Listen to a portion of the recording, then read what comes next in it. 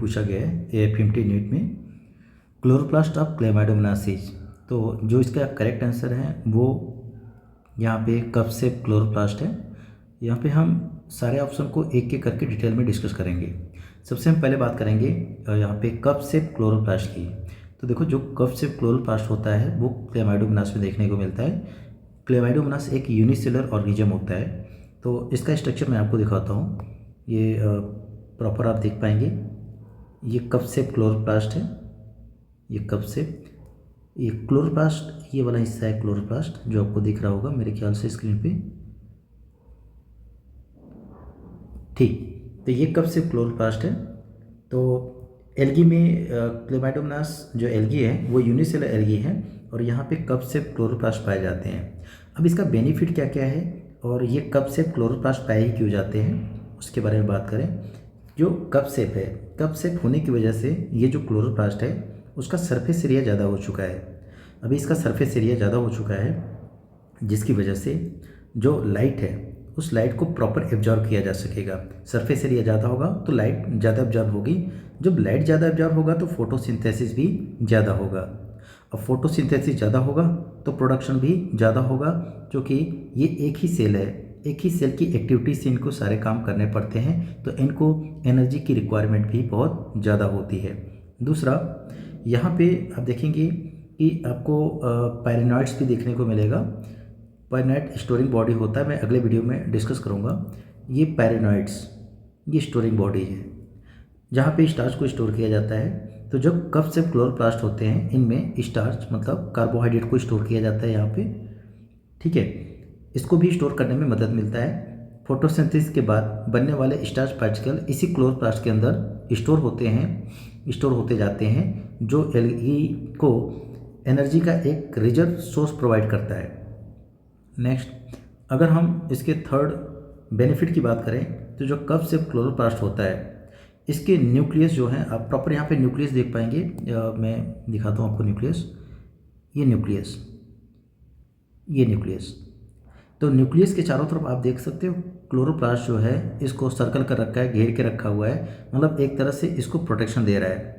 तो cup shape जो chloroplast होता है वो न्यूक्लियस और साथ ही साथ जो दूसरे सेल ऑर्गेनेल्स होते हैं उनको प्रोटेक्शन भी देने का काम करता है। ये प्रोटेक्शन किससे दे रहा है, जब सनलाइट आएगी, सपोज दैट यहाँ से सनलाइट आ रहा है, तो सनलाइट डायरेक्ट न्यूक्लियस या और अदर सेल ऑर्गेनेल्स पे न जाके इस क्लोरोप्लास्ट पे एब्जॉर्ब कर लिया जाता है, जिसकी वजह से जो दूसरे सेल ऑर्गेनेल्स हैं या दूसरे केमिकल कंपाउंड्स हैं उनको ऑक्सीडेशन होने से बच जाता है। देखिए, अगर और बेनिफिट की बात करें तो जो कप शेप क्लोरोप्लास्ट है इसका जो इसके जो क्लोरोप्लास्ट हैं वो डायरेक्टली सेल मेम्ब्रेन के करीब होते हैं। ये सेल मेम्ब्रेन, देखिए ये सेल मेम्ब्रेन है, ये सेल मेम्ब्रेन, और इसके पास में ही क्लोरोप्लास्ट है, जिसकी वजह से यहाँ पे CO2 को आसानी से एब्जॉर्ब किया जा सकेगा।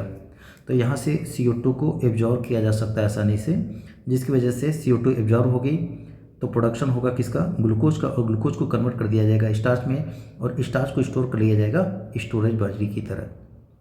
तो इन सब की वजह से यहाँ पे हम बोल सकते हैं कि जो कप शेप क्लोरोप्लास्ट है वो फोटोसिंथेसिस और न्यूट्रिएंट स्टोरेज को आसान और एफिशिएंट बना देते हैं।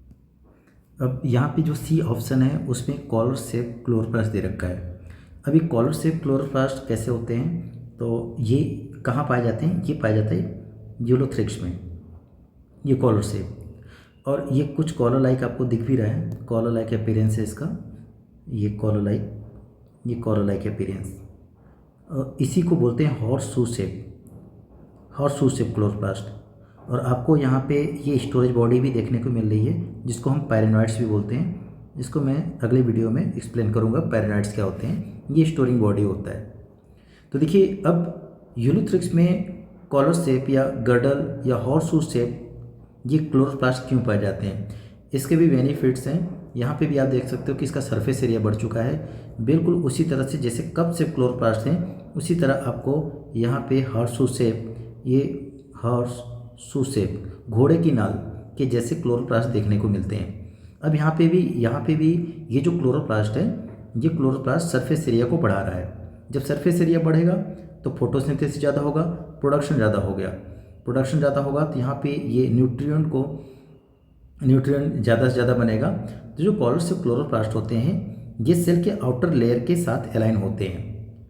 जो न्यूट्रिएंट और गैसेस जैसे कार्बन डाइऑक्साइड हो गया, ऑक्सीजन हो गया, इसको बहुत ही एफिशिएंटली एक्सचेंज करने में मददगार होते हैं। इस तरह से जो एल्गी अपने आसपास के एनवायरनमेंट से जल्दी और बेहतर तरीके से ज़रूरी जो न्यूट्रिएंट्स होते हैं उसको एब्जॉर्ब कर सकते हैं। और ये जो बेनिफिट्स हैं वो यूलोथ्रिक जैसे एल्गी को अपने इन्वायरमेंट में सर्वाइव करने और फोटोसिंथेसिस के माध्यम से अपना खाना बनाने में मदद करते हैं। और यहाँ पे फोर्थ ऑप्शन है वो स्पाइरल शेप क्लोरोप्लास्ट, इसके बारे में डिस्कस करते हैं। तो ये जो स्ट्रक्चर बना हुआ है ये स्पाइरोगायरा का है। स्पाइरोगायरा एक फिलामेंटस एल्गी है। यूलोथ्रिक्स और स्पाइरोगायरा दोनों ही फिलामेंटस एल्गी होते हैं और ये स्पाइरोगायरा का डायग्राम भी बना के दिखाया गया है। तो यहाँ पे जो क्लोरोप्लास्ट है आपको कुछ स्पाइरल तरीके से दिख रहे होंगे। तो ये इसके क्लोरोप्लास्ट हैं जो आपको स्पाइरल दिख रहे होंगे और इसी चीज़ को यहाँ पे किसी एक सेल को हम यहाँ पे देख रहे हैं बोल्ड में। तो यहाँ पे जो क्लोरोप्लास्ट है इस क्लोरोप्लास्ट के अंदर आप देखेंगे बहुत सारे पाइरिनॉइड्स हैं, एक दो नहीं बहुत सारे पाइरिनॉइड हैं। और ये पाइरिनॉइड स्टोरिंग बॉडी होता है। ये पाइरिनॉइड क्या करते हैं, ये स्टोरेज बॉडी होते हैं। ये स्टोरेज बॉडी होते हैं किसके लिए, स्टार्च के लिए। तो जो भी खाना बनेगा वो यहाँ पे स्टोर कर लिया जाएगा। तो देखिए ये जो स्पाइरल शेप क्लोरोप्लास्ट है इसका बेनिफिट क्या होगा।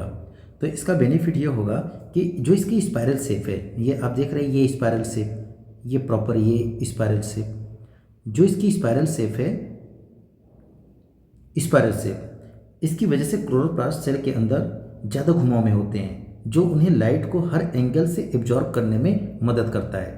हर एंगल से यहाँ पे लाइट मिल जाएगी इसको।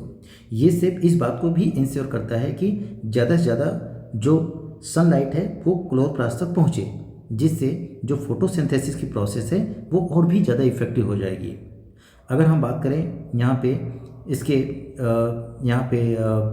सेल स्ट्रक्चर की, तो जो स्पाइरल क्लोरोप्लास्ट हैं, जो स्पाइरल से क्लोरोप्लास्ट हैं वो सेल के अंदर इस तरह से स्ट्रॉन्ग फ्रेमवर्क बनाते हैं। इसका फ़ायदा ये होता है कि जब ये एल्गी जब वाटर करंट में आती है तो उसको यहाँ पे वो स्टेबिलिटी प्रोवाइड करता है। और नेक्स्ट है हमारे पास स्टिलेट टाइप का क्लोरोप्लास्ट देखने को मिलता है। ये स्टिलेट मिलेगा आपको जिग्नेमा में। तो देखिए आपके एनसीईआरटी में ये इसके बारे में जिक्र है, कप शेप, स्पाइरल और कॉलर शेप। तो उसके बारे में हमने प्रॉपर एक्सप्लेन कर दिया है। स्टिलेट टाइप का इस तरह से स्टिलेट या स्टार शेप, ये आप देख सकते हैं ये स्टिलेट, इसी को स्टार शेप क्लोरोप्लास्ट भी बोलते हैं, स्टिलेट या स्टार शेप क्लोरोप्लास्ट। एग्जाम्पल हो जाएगा इसका जिग्नेमा में स्टार या स्टिलेट टाइप के क्लोरोप्लास्ट देखने को मिलते हैं। कॉलर शेप मिलेगा आपको यूलोथ्रिक्स में, कप शेप मिलेगा क्लोमाइडोमोनास में, स्पाइरल मिलेगा स्पाइरोगायरा में।